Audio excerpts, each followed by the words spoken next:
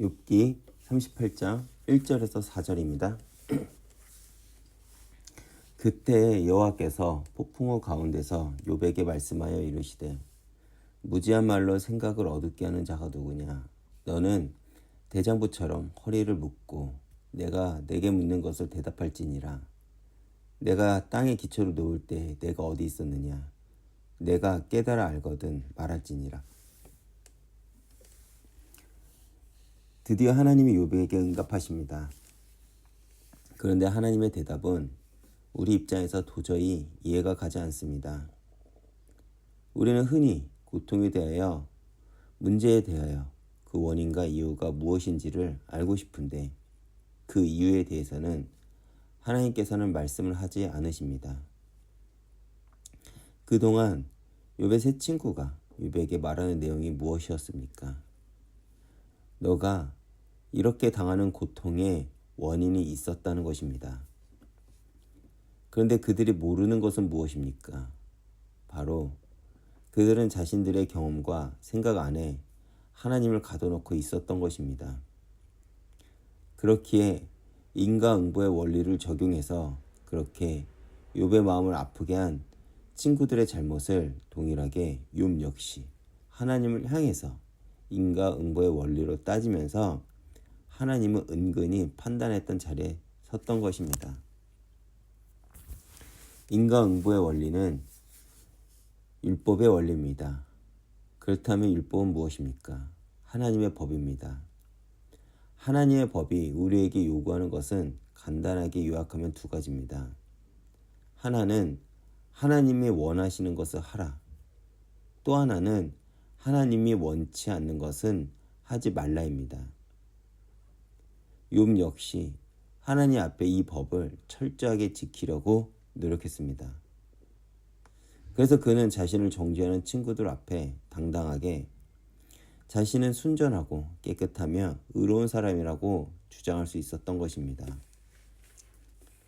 그래서 욥은 하나님을 향해서도 저는 하나님이 하라는 것을 하고 하지 말라는 것을 하지 않았습니다. 그러니 저는 의인이고 깨끗한 사람입니다. 나는 잘못하지 않았습니다. 그래서 억울합니다. 줄곧 이렇게 외쳤던 것입니다. 그러나 이것은 어디까지나 율법적인 차원입니다. 물론 이 율법의 차원과 도덕의 수준은 우리에게 필요합니다. 특히 우리의 삶의 양식 속에서 꼭 필요한 것입니다. 그러나 이것을 꼭 기억하시길 바랍니다. 하나님은 언제나 우리에게 율법 이상의 삶을 요구하십니다. 처음부터 그리스도인의 삶은 율법으로 시작된 것이 아니라 은혜로 시작되었다는 사실을 우리는 놓쳐서는 안 됩니다. 만일 우리가 행한 것으로 하나님이 우리를 구원하신다면 우리 가운데 구원받을 사람은 단 한 사람도 없을 것입니다. 우리는 이미 율법을 파괴한 죄인들이기 때문입니다. 그래서 성경에서 우리는 율법 아래 정죄되었고 율법 아래서 진노를 받았다고 한 것입니다.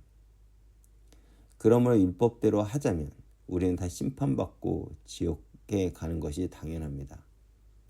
그러나 우리를 용납하고 용서하기를 원하시는 하나님은 그분의 독생자 예수 그리스도를 우리에게 보내십니다. 이 예수 그리스도를 통한 구원, 그분으로 내가 대가 없이 죄사함을 받았다는 것, 이것은 율법이 아닙니다. 이것은 율법 이상의 것, 바로 은혜입니다. 이제 이 은혜로 말미암아 하나님의 백성과 자녀된 저와 여러분에게 하나님의 율법적인 수준에서 만족하며 살아가는 것이 아니라 그 이상의 것을 요구하신다는 것을 욥기를 통해서 알아야 합니다. 또한 하나님의 백성들의 삶은 율법을 넘어 하나님의 은혜 안에 살아가는 삶을 살아가야 합니다. 인과응보의 차원, 율법의 차원에서 만족해하며 살아가라고 저와 여러분을 하나님이 구원하신 것이 아닙니다. 그렇게 살아가라고 예수 그리스도의 생명을 우리에게 주신 것이 아니라는 것입니다. 율법의 자리를 뛰어넘어 은혜의 자리까지 나가야 합니다. 그리고 그 은혜를 주신 하나님을 알아야 한다는 것입니다. 물론 하나님 말씀을 잘 지키는 것은 너무나도 중요합니다. 그러나 그보다 더 중요한 것은 말씀을 주신 그 하나님을 사랑하는 것이고 그 하나님을 알아가는 것입니다. 그래서 하나님은 옳고 그르다는 것을 따지는 것, 그 이상의 삶을 우리에게 기대하십니다.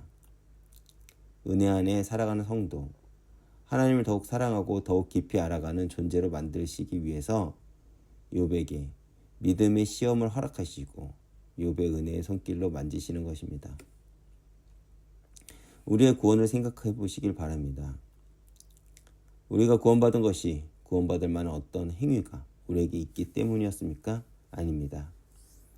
하나님의 백성들, 하나님을 사랑하는 자들에게 모든 것을 합력하여 선을 이루시는 위대한 하나님의 일하심이 결국 하나님의 은혜로 이루어지고 있음을 알게 해줍니다. 내가 행한 대로가 아니라 하나님이 행하신 은혜대로 나를 대해 주신다는 것입니다. 예수님이 십자가 달리신 그 대속의 은혜에 의해서 나를 대해 주신다는 것입니다. 그리고 그것은 결국 우리를 더 깊은 신앙의 자리까지 인도하시는 하나님의 열심과 하나님의 은혜 인도하심이라는 사실을 우리는 기억해야 합니다. 이 사실을 알게 하기 위해서 하나님의 은혜를 알고 나를 은혜로 대해 주신 하나님을 알아가는 자리에까지 가게 하시기 위해서 내가 그 은혜 안에 온전히 거하는 삶을 살아가기 위해서 욥의 인생 속에 하나님이 찾아와 오셨고 욥을 만지셨고 저와 여러분 삶 속에 들어와 우리를 간섭하시고 만지시는 것입니다.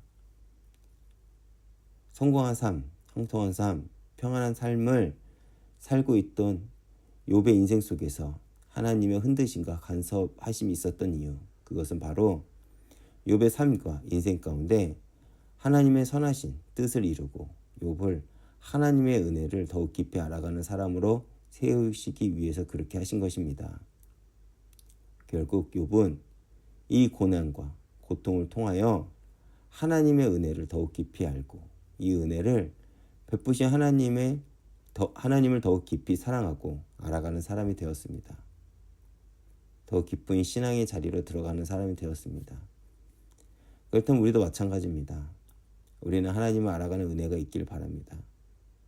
그런데 그러기 위해서 하나님의 욥과 우리들의 인생을 간섭하시고 때론 이리저리 흔들고 믿음의 인내와 믿음의 시련을 허락하신다는 사실도 기억하시길 바랍니다. 그러나 결국 이 모든 것을 통하여 하나님은 우리들의 삶 속에 하나님의 선을 이루실 것입니다. 이 모든 것이 나에게 궁극적으로 유익이 될 것입니다. 이 모든 것을 통하여 나 있는 대로 대해주신 하나님을 더욱 깊이 알아가고 그 하나님을 더욱더 깊이 사랑할 수 있는 자로 세워질 것입니다. 오늘도 하나님의 통치를 경험하는 하루가 되길 기도합니다. 하나님 아버지 감사합니다. 오늘도 이렇게 주님 앞에 나와 예배를 드리게 하시는 감사드립니다. 우리가 처한 고난이 더욱더 하나님을 알아가고 더욱더 하나님을 배워가며 하나님을 닮아가게 하고 그런 우리의 삶의 흔적들을 통하여 예수가 증거되게 하옵소서. 더 나아가 정말 우리들이 정말 하나님을 더욱 붙잡고 나아갈 때 마침내 주님께서 우리를 붙잡고 기뻐하시며 칭찬하는 그날을 우리가 기대하길 바랍니다. 또한 우리가 이 고난을 통해서 더욱더 단단해지며 이 땅 가운데 소금과 빛으로서 온전히 그 복음의 삶을 감내할 수 있도록 주님께서 역사해 주시옵소서.